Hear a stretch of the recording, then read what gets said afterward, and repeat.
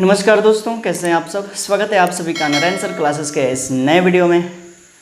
हम लोग पढ़ रहे हैं कक्षा 12 का केमिस्ट्री का अध्याय 2 सॉल्यूशन, और इसका एक भाग मैंने बता दिया।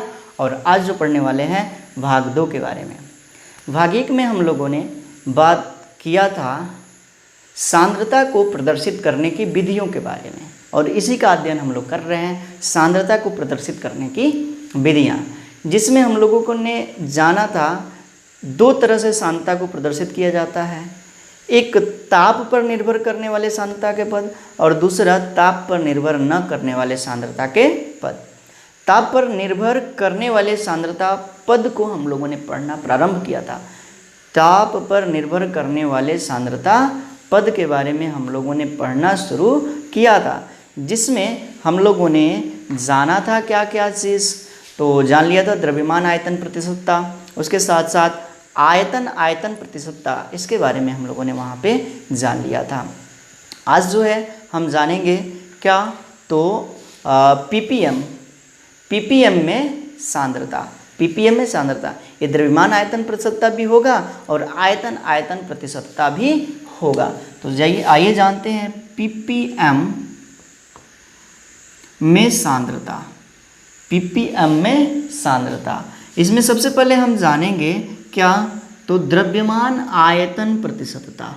द्रव्यमान आयतन प्रतिशतता, और द्रव्यमान आयतन प्रतिशतता क्या है, इसे हम कहेंगे द्रव्यमान आयतन प्रतिशतता। आइए जानते पीपीएम में सांद्रता का क्या मतलब। बताया गया है पार्ट्स पर मिलियन, और 1 ppm बराबर क्या होता है, 1 ppm बराबर होता है 10⁶।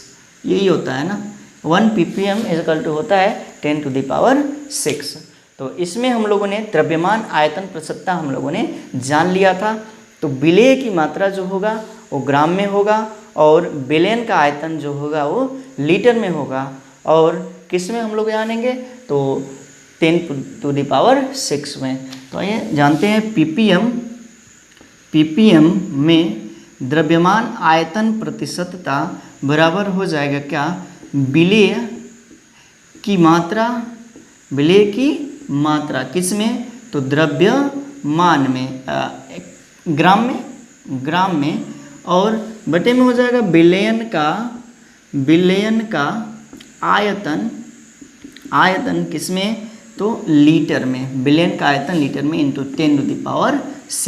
यही क्या होगा पीपीएम में द्रव्यमान आयतन प्रतिशतता। क्या हम लोग जान रहे हैं, तो एक विलयन है, इसमें कुछ मात्रा में विलेय होगा, और इसमें क्या है, तो ये विलयन है।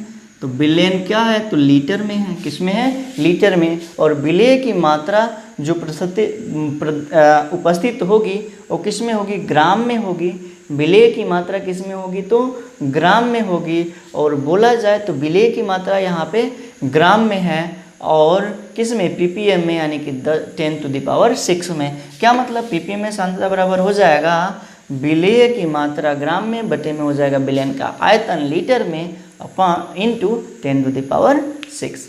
उसी तरह से परसेंटेज पीपीएम V/V आयतन प्रतिशतता क्या होगा, तो वही होगा, इसका मात्रा अब आयतन में हो जाएगा, विलेय का आयतन मिलीलीटर में, बटे में विलेय का आयतन मिलीलीटर में, बटे में विलयन का आयतन किस में, तो मिलीलीटर में, इंटू हो जाएगा 10⁶। उसी तरह से तो यहाँ पे जो है विलेय किस में है, यहाँ पे विलेय की मात्रा था ग्राम में। अब इसमें क्या हो गया, पीपीएम में आयतन प्रतिशतता में क्या हो गया, यही विलेय हो जाएगा किस में, मिलीलीटर में, यानी कि आयतन में उपस्थित होगा। तो यहाँ तक बात समझ में आई।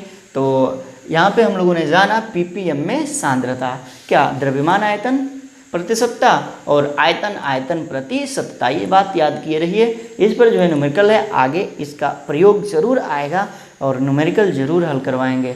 तो उसको जो है करने के लिए आप ये याद किए रहिए, ये 11th का टॉपिक है, 11th की बातें हम लोग याद कर रहे हैं, दोहरा रहे हैं 11th का, क्योंकि 11th में इसको हम लोगों ने पढ़ लिया है। आइए अब जानते हैं अगला जो टर्म आएगा क्या, ताप निर्भर सांद्रता पद का, वो है मोलरता। ताप निर्भर सांद्रता पद का क्या, तो मोलरता। मोलरता अगला आ जाएगा, और इसको जो है इंग्लिश में कहा जाता है मोलरिटी। मोलारिटी, मोलरता यानी कि मोलारिटी, ये है क्या, इसको समझने के लिए समझिए। सबसे पहले हमने एक विलयन लिया और विलयन में दो भाग होगा, एक होगा विलायक और दूसरा होगा विलेय। क्या होगा, तो विलेय होगा। और विलेय की कुछ मात्रा जो है इस विलयन में होगी, विलेय की कुछ न कुछ मात्रा इस विलयन में अवश्य उपस्थित होगी। यदि विलेय की मात्रा, हम लोगों ने क्या लिया, विलयन लिया, विलयन के दो भाग, विलेय और विलायक, ये बात हम लोग जान चुके हैं। विलेय और विलायक, विलयन के दो भाग, पहला है विलेय और दूसरा है विलायक, तो मिलकर के बना क्या, विलयन बना। यदि विलयन 1 लीटर में हो, विलयन 1 लीटर में हो, तो उसकी विलेय की भी कुछ न कुछ मात्रा होगी ना, और वह विलेय की मात्रा मोल में हो। किस में हो, मोल में। विलेय की मात्रा मोल में हो, तब हम इसे कुछ इस तरह से लिख सकते हैं, मोलरता, क्योंकि मोलरता को किस में प्रदर्शित किया जाता है, कैपिटल M से। तो मोलरता यानी कि M बराबर हो जाएगा विलेय के मोलों की संख्या, विलेय के मोलों की संख्या बटे में हो जाएगा क्या, तो विलयन का आयतन लीटर में। विलयन का आयतन किसमें, तो लीटर में। विलयन का आयतन लीटर में, ये क्या है, तो मोलरता है। मोलरता को हम लोग M से प्रदर्शित करते हैं, तो M इजकल टू हो जाएगा मोलों की संख्या को स्मॉल n से, और विलयन का आयतन V से, और ये क्या है, लीटर में है। तो कुछ इस तरह से बन करके आ जाएगा। अब जो है हम मानते हैं कि विलयन का आयतन, माना विलयन का आयतन कितना है, तो 1 लीटर है, यही है ना, 1 लीटर है। तब ये माना जाएगा M equal to N, M equal to N। तब इसके लिए हम लोग परिभाषा बनाएंगे क्या, तो 1 लीटर, इसकी परिभाषा क्या हो जाएगी, तो 1 लीटर विलयन में उपस्थित विलेय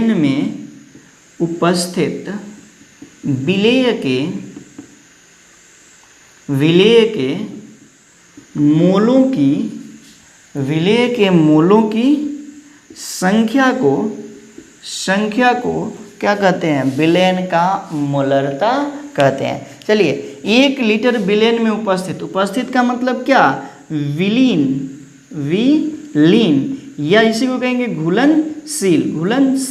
अब देखिए यहाँ पे, तो 1 लीटर विलयन में विलीन या घुलनशील विलेय के मोलों की संख्या को क्या कहते हैं, मोलरता कहते हैं। मोलरता यानी कि कैपिटल M कहते हैं। यहाँ तक बात समझ में आई, तो हम आगे बढ़ेंगे। और देखिए यहाँ पर M है क्या, तो मोलरता है, N है क्या, तो मोलों की संख्या है, N है क्या, तो मोलों की संख्या है, और VL है क्या, तो विलयन का आयतन है, विलयन का आयतन है। तो थोड़ा सा और इसी बात को हम लोग यहाँ पे जाने क्या, तो मोलों की संख्या बराबर क्या होता है, N इजकल टू है मोल, यही है ना, N का मान क्या है, तो मोलों की संख्या है, और मोलों की संख्या बराबर क्या होता है, तो विलेय का भार और बटे में विलेय का अणुभार, यानी कि मोलों की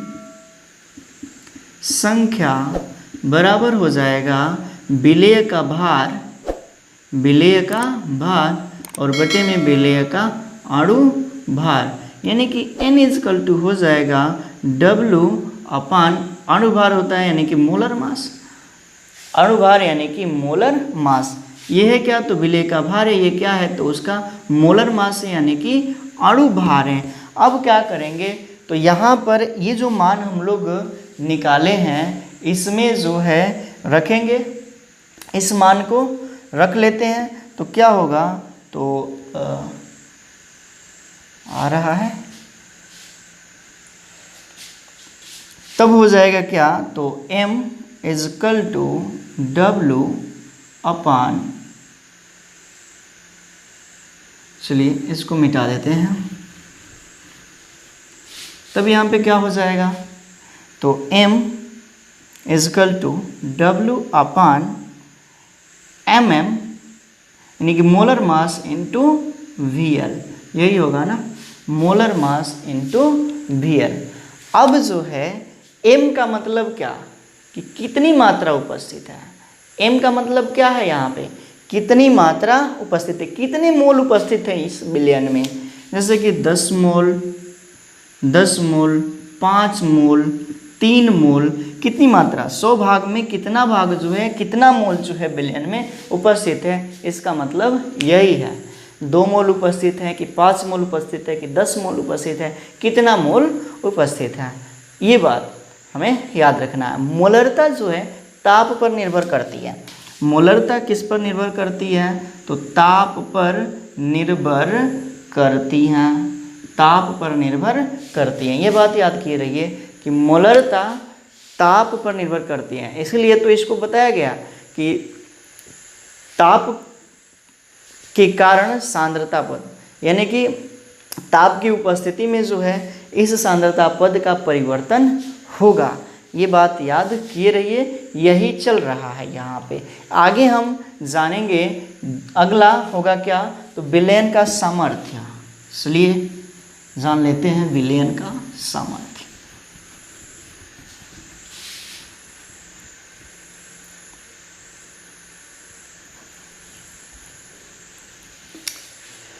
विलयन का सामर्थ्य,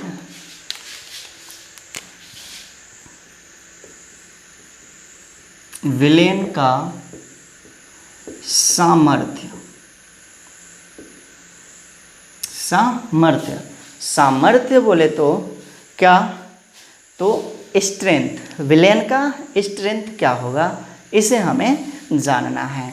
तो आइए एक विलयन लेते हैं, एक विलयन, इस विलयन की क्षमता कितना है, इस विलयन कैसा है, यह विलयन 1 लीटर का, 1 लीटर का हम विलयन लिए और इसमें कुछ न कुछ मात्रा विलेय का होगा, किसका, विलेय का। बार बार कहा जा रहा है कि विलयन में 2 भाग, विलेय और विलायक, तो विलेय की मात्रा इसमें कुछ न कुछ घुली होगी, कुछ न कुछ, तो यहाँ पे क्या है, विलेय का भार होगा, क्या होगा, भार, द्रव्यमान होगा, विलेय का मात्रा होगा।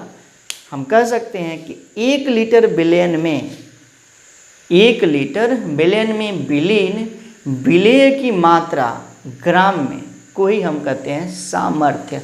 अब आइए यहाँ पे हम जानते हैं सामर्थ्य यानी कि स्ट्रेंथ, और इसी को S द्वारा प्रदर्शित करते हैं, यानी कि सामर्थ्य बराबर होता है क्या, सामर्थ्य बराबर होता है विलेय का भार ग्राम में, विलेय का द्रव्यमान किस में, तो ग्राम में, और बटे में हो जाएगा विलयन का आयतन, विलयन का आयतन किस में, तो लीटर में, लीटर में यही होगा। मतलब 1 लीटर विलयन में विलीन विलेय के द्रव्यमान को ही कहा जाता है सामर्थ्य। इसे परिभाषित भी कर सकते हैं कि 1 लीटर विलयन में विलीन विलेय की मात्रा को या विलेय के द्रव्यमान को उसका सामर्थ्य कहते हैं। देखिए सामर्थ्य को S द्वारा प्रदर्शित करते हैं, विलेय का द्रव्यमान है और विलेय का द्रव्यमान को W से प्रदर्शित करते हैं और आयतन को किससे, VL से प्रदर्शित करते हैं। तो इसको हम लोग जो है कुछ इस तरह से लिख सकते हैं।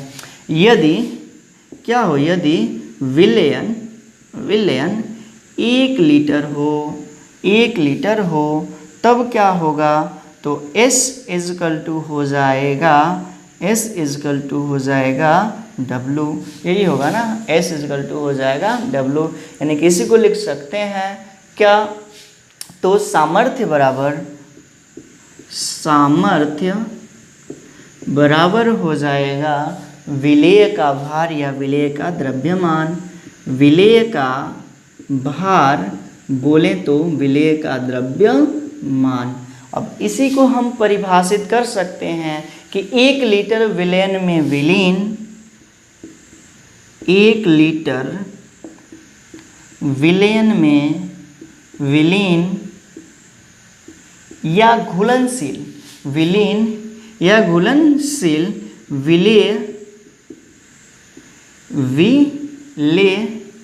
की मात्रा किसमें, तो ग्राम में, को क्या कहते हैं, तो उसका स्ट्रेंथ कहते हैं। यानी कि 1 लीटर विलयन में कितनी मात्रा घुली होगी विलेय की, अधिक से अधिक मात्रा। जैसे कि जल में हम लोग चीनी डालते हैं, घुल जाता है, फिर चीनी डालेंगे, घुल जाएगा। एक ऐसी स्थिति आएगी कि चीनी का घुलना बंद हो जाएगा। तो वो क्या है, जब चीनी का घुलना बंद हो जाता है उतना जो है उस विलयन की क्या कहलाएगी, विलेयता कहलाएगी, यानी कि उसकी स्ट्रेंथ कहलाएगी। उसी तरह से यहाँ पे क्या है, 1 लीटर विलयन में विलीन विलेय की जो मात्रा, यानी कि जितनी मात्रा विलेय की घुली होती है उसी को कहा जाता है उस विलयन का सामर्थ्य। उसे ही कहा जाता है क्या, तो उस विलयन का सामर्थ्य। आइए जानते हैं सामर्थ्य और मोलरता में संबंध। सामर्थ्य और मोलरता में संबंध।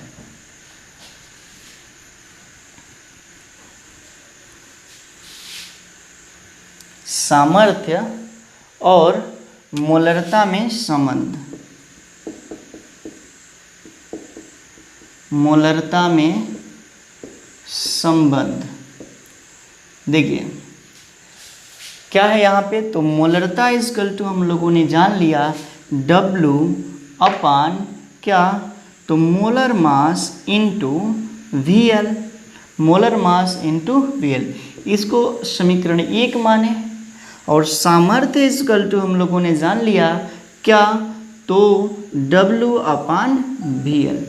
सामर्थ्य बराबर हम लोगों ने जान लिया क्या, W अपान VL, इसको जो है समीकरण हम 2 मानते हैं। अब देखिए यहाँ पे मोलरता बराबर हम लोग ऐसे लिख सकते हैं M equal to W 1 upon molar mass into W upon VL। और इतना किसके बराबर है, W अपान VL जो है S के बराबर है। तब इसी को हम लोग लिख सकते हैं M equal to S upon MM, यानी कि मोलर मास इंटू VL लिख सकते हैं। यही क्या है, तो सामर्थ्य और मोलरता में संबंध है। इसे ही क्या कहेंगे, तो सामर्थ्य और मोलरता में संबंध। यदि हम सामर्थ्य की बात करें, S इजकल टू करें तो हो जाएगा MM इंटू VL, यही होगा ना। यदि सामर्थ्य की बात करें तो ये मान हो जाएगा क्या, तो 1 मिनट थोड़ा सा यहाँ से देखते हैं 1 अपान एम, तो इसका मान तो VL A से है ना, तो ये VL का क्या मतलब है, कुछ नहीं। तो ये हो जाएगा MM इजकल टू हो जाएगा क्या, ये। आइए थोड़ा सा यहाँ पे रिसर्च है, देखिए अब सही हो गया। S इजकल टू हो जाएगा M यानी कि मोलरता इंटू MM यानी कि मोलर मास। तो यहाँ तक हम लोगों ने खूब अच्छे से समझ लिया। अब जो है इसके आगे आएगा नार्मलता। तो नार्मलता के बारे में हम जो है अगले वीडियो में जानेंगे। इस वीडियो में इतना ही। बने रहिए हमारे इस चैनल में। अभी तक आपने हमारे चैनल को सब्सक्राइब नहीं किया तो इसे सब्सक्राइब कीजिए और बेल आइकन को भी प्रेस कीजिए ताकि सबसे पहले आपके पास नोटिफिकेशन पहुँचे। और वीडियो को शेयर करना मत भूलिएगा। मिलते हैं अगले वीडियो में, तब तक के लिए धन्यवाद।